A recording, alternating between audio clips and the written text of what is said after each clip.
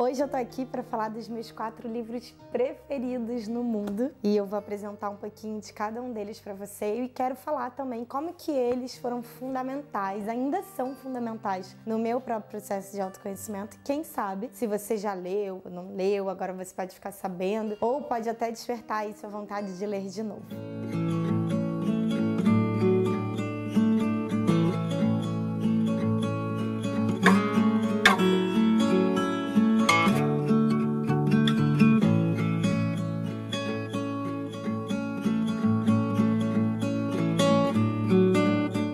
Mostrar cada um desses livros, começando por esse aqui, que é o meu xodó. Quer dizer, os 4 são meus xodóis, é tão justo falar isso. Eu amo demais os 4, mas eu vou começar por esse, porque ele foi o que eu li, dentre esses 4, que eu li assim há mais tempo. Eu li ele bem no comecinho de 2012 e eu tenho mania de escrever aqui em cima, no cantinho, eu escrevo o mês e o ano que eu leio os meus livros, pela primeira vez só. Eu não escrevo todos porque às vezes eu repito a leitura, mas aí eu não escrevo de novo. E esse eu li pela primeira vez em março de 2012, mas A Casa da Felicidade, eu acho que eu já li esse livro umas 5 vezes nesses 6 anos, desde a primeira vez que eu li pra cá. Bom, A Casa da Felicidade é um livro escrito por Lucy Danziger, eu acho que é assim que se fala, e Catherine Birdhoff. Essas duas, uma é jornalista, editora-chefe de uma revista bem famosa lá fora, e a outra é psiquiatra e diretora fundadora de um hospital também, bem conhecido de Nova York. E elas se juntaram pra escrever um livro sobre autoconhecimento, usando a casa, todos os ambientes, os espaços da casa, de uma forma bem metafórica, para falar sobre a nossa tendência de espalhar as coisas, levar as coisas de um ambiente para o outro. Vai ficar mais fácil. Então elas colocam assim: 9 ambientes para encontrar a si mesma e superar as pequenas imperfeições da vida. Essa parte das superar as imperfeições da vida não é muito a minha e eu sei que vocês já me conhecem, já sabem por quê. Mas essa coisa de encontrar a si mesmo e usar a metáfora da casa para isso, nossa, isso fez muita diferença. Em 2012, eu já fazia terapia, eu tava com 23 anos, então eu já fazia terapia há 5 anos. Em março, 5 anos e pouquinho, 5 anos e alguns meses, porque eu comecei a fazer terapia em janeiro, eu tinha 18 anos. Nossa, eu não tô muito bem nos cálculos, mas vamos seguir. Não importa muito, né? Não convém muito ficar falando da idade aqui também. Vamos lá. Mas enfim, eu li em março de 2012, eu já tava uns 5 anos e pouquinho na terapia. E eu tava me abrindo tanto ao autoconhecimento e eu já tava percebendo nesses 5 anos o quanto eu tinha mudado e o quanto muitas coisas na minha vida tinham mudado. Quando eu vi esse livro, eu falei, meu Deus, ele é a cara de tudo que tá acontecendo. Por quê? Elas falam esses 9 ambientes, né? Então tem o porão, a sala de lazer, a sala de visitas, o escritório, o banheiro, o quarto, a cozinha, o quarto das crianças, o sótão, que são os 9, e aí tem o 10º cômodo, que é uma metáfora pra gente se desligar de tudo e descansar nesse, entre aspas, 10º cômodo, que seria uma coisa muito mais interna. De qualquer forma, cada um desses ambientes representa algo. Então, o quarto, por exemplo, elas aprofundam a temática das relações amorosas. A cozinha, o quarto das crianças, elas aprofundam a nossa relação com os filhos, né? Com os filhos e também com os pais, de certa forma. E aí, de uma forma muito simples, leve, às vezes até engraçada e bem metafórica, fica muito fácil e leve a leitura pra gente olhar pra dentro e pra gente se ver de outra forma. E o mais legal é que ao longo do livro, elas usam muitas histórias reais, né? Com nomes fictícios, mas histórias reais de atendimentos, enfim, de uma delas, da psiquiatra, no caso. E aí tem, assim, os trechos de coisas que as próprias pessoas falavam. Por exemplo, a Ariana, 35 anos, de Massachusetts, falando das dificuldades dela com o pai, com os irmãos, dela sempre ter sido a filha problemática desde o dia que ela nasceu, e as pessoas falando em tom de brincadeira, mas também, o que esperar da Ariana e tal. Então, assim, de uma forma muito metafórica e leve, e ao mesmo tempo bem real, assim, da nossa vida, do nosso dia a dia, a gente acaba se conhecendo muito. Então, de todos os livros, assim, sempre que alguém me pede uma indicação, claro, se uma pessoa me pede uma indicação muito específica, eu dou daquele tema. Mas se for uma coisa de autoconhecimento em geral, com certeza eu indico esse. A Casa da Felicidade, eu acho que vai ser sempre um dos meus livros preferidos. E eu lembro quanto ele marcou completamente a minha vida, assim, quando eu li pela primeira vez e eu me questionei muitas coisas, eu refleti muitas coisas, mudei muitos dos meus pensamentos com essa leitura, junto, é claro, com a terapia terapia que eu já fazia também, né? Não é só um livro de autoajuda que às vezes vai mudar a nossa vida. E a gente precisa de acompanhamento e tudo. Então, A Casa da Felicidade é o primeiro. O segundo, que eu indico muito também, é do Prem Baba, Shri Prem Baba, que é o livro Propósito, A Coragem de Ser Quem Somos. Puro autoconhecimento também, né? A minha cara. Esse livro eu li pela primeira vez no início de 2016. E esse livro é muito legal porque ele fala do nosso processo de autoconhecimento. O Prem Baba traz assim, o nascimento, então todas as influências, tudo que a gente nasce e quase instantaneamente a gente já começa a sofrer de influências externas. O crescimento, e o crescimento ele traz a visão, a coisa da falsa identidade, que é os nossos mecanismos de defesa, as artimanhas do ego, quem a gente se constrói, pensa que é, né, as nossas máscaras, a ideia desse sucesso, que na verdade nem é o sucesso muitas vezes que a gente quer. E a gente vai amadurecendo, e aí ele vem na fase da morte do falso eu, que é quando a gente tem, vamos dizer, um pequeno surto, uma pequena crise, tipo, meu Deus, que vida eu tô vivendo. Quando a gente sai do estado de vítima adormecida e, tipo, sem saber como que tá a nossa vida, sem nem se olhar direito para as nossas questões e tudo. E a gente vê, nossa, a minha vida não faz sentido, não é exatamente isso que eu sinto que eu deveria estar fazendo, sabe? E aí a morte do falso eu é quando a gente tem, entre aspas, essa bendita crise e tem a fase de suportar a dor, porque também tem a dor, né, de passar pelo processo de se conhecer e de ver que a gente estava vivendo maior máscara e de ver que aqueles papéis não são congruentes com quem a gente quer ser, quem a gente realmente é, etc. Aí ele vem para a quarta etapa, que é a etapa do renascimento, que é quando a gente começa a ouvir mais o coração, a se voltar mais para dentro, a ficar mais... Até tem uma coisa da energia feminina, né, que é menos o sair correndo para a luta, para conseguir descobrir e agora resolver. A gente consegue deixar fluir mais. E aí, com isso, vem a quinta etapa, que é a maturidade. É onde a gente já tá muito mais alinhado com os nossos dons, com os nossos talentos, já tá muito mais aberto para a prosperidade. Quando a gente começa a reconhecer os nãos que a gente precisa dar, os sims que a gente também precisa dar, inclusive pra gente mesmo.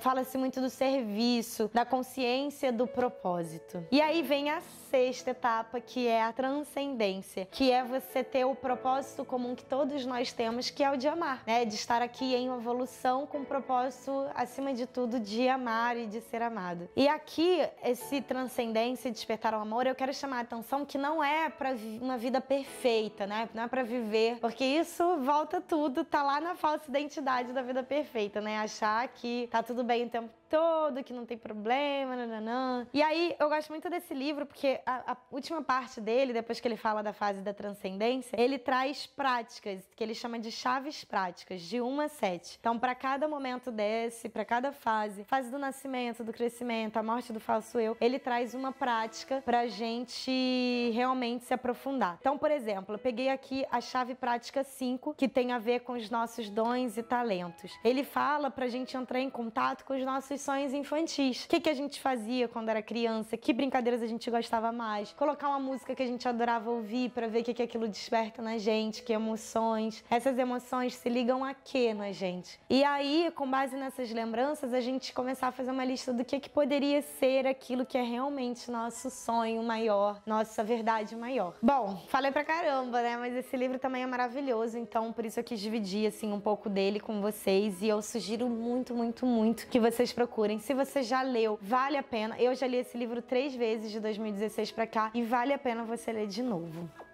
E aí vamos pro terceiro livro, que é o Osho, meu queridinho, polêmico e irreverente Osho. E o Osho é aquilo, né? Ou você ama ou você odeia. E eu sou da turma que ama. Eu adoro o Osho porque eu sinto que ele realmente veio pra transgredir. Ele realmente veio pra meio que mostrar pra gente algumas falsas verdades que a gente fica carregando, que a gente fica resistindo, que a gente fica na ilusão, mantendo. E acaba que isso é muito mais perigoso do que viver a aventura de ser quem a gente é. Então o nome desse é Osho, o nome do livro do Osho, esse é Vivendo Perigosamente, a aventura de ser quem você é. E esse é um livro, não sei se dá pra ver, mas eu marco os meus livros, ficam todos marcadinhos, ou com essas dobrinhas, ou então eu fico dobrando mesmo as páginas. E aí, uma das coisas que eu mais gosto nesse livro é porque ele fala de uma maneira muito assertiva e direta, né, uma maneira bem Osho de falar, sobre como no dia a dia a gente pode conseguir viver a nossa verdade, viver a nossa essência, se a gente se abrir pro desconforto, né? Porque não é confortável você viver o tempo todo a sua verdade. Por exemplo, quando isso desagrada alguém da sua família. Quando o que você quer não é ser lá a pessoa que tem um cargo XYZ, e quando o que você quer não é ser necessariamente rico, e sim o que você quer viver viajando pelo mundo, com um mochilão nas costas, com muito mais liberdade, talvez leveza. Isso tudo pode representar liberdade e leveza pra você, e pra eles não. Então, é viver perigosamente a aventura de ser quem você é, porque muitas das vezes isso vai desagradar alguém. E o Bruno Gimenez, que é uma pessoa que eu gosto muito, também tem livros que eu gosto muito dele, que é uma pessoa do desenvolvimento pessoal também. Ele tem uma frase que eu gosto muito, que ele fala assim: você realmente tá seguro de viver o seu propósito quando a sua família e as pessoas que você mais ama da sua família são contra isso e você sustenta e segue em frente. Então, esse sustentar também das nossas verdades,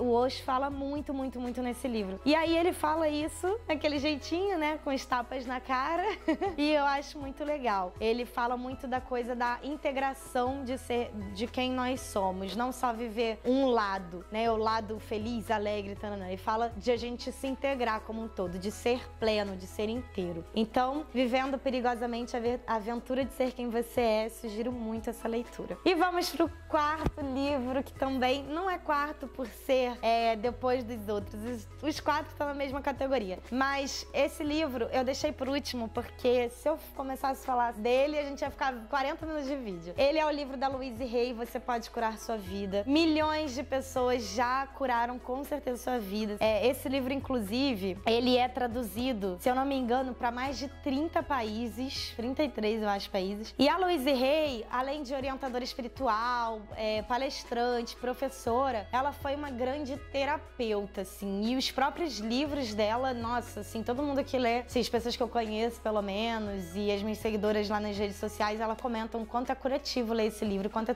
terapêutico. E esse é um livro, assim, de cabeceira nos meus atendimentos. Até porque a Louise Hay, ela começou muito estudando e ela começou muito pra vida dela, né, pra mudar a vida dela. Se eu não me engano, é Ciência da Vida, mas depois eu vejo melhor e deixo aqui embaixo. E quando ela começou os trabalhos dela, se aprofundando muito nos estudos de metafísica, ela começou a perceber nos atendimentos que toda pessoa que vinha com uma questão, com uma doença ou com uma parte do corpo que estava afetada de alguma maneira, não estava funcional, não estava tão bem, não estava tão saudável, que as causas emocionais por trás eram as mesmas, se repetiam. Então, por exemplo, uma pessoa chegava com problema no joelho, aí outra pessoa chegava com problema no joelho, outra pessoa chegava com problema no joelho, outra pessoa chegava com problema no joelho. As causas emocionais eram basicamente as mesmas, as vivências, as experiências das pessoas poderiam ter sido diferentes, mas as emoções que estavam guardadas, aquilo que ela não trabalhou e que estava preso ali, retido, eram basicamente as mesmas. Então, por exemplo, quando a gente fala de joelho, uma das coisas que a gente precisa trabalhar é a humildade, é saber se curvar. Fazer exatamente esse movimento de reverenciar e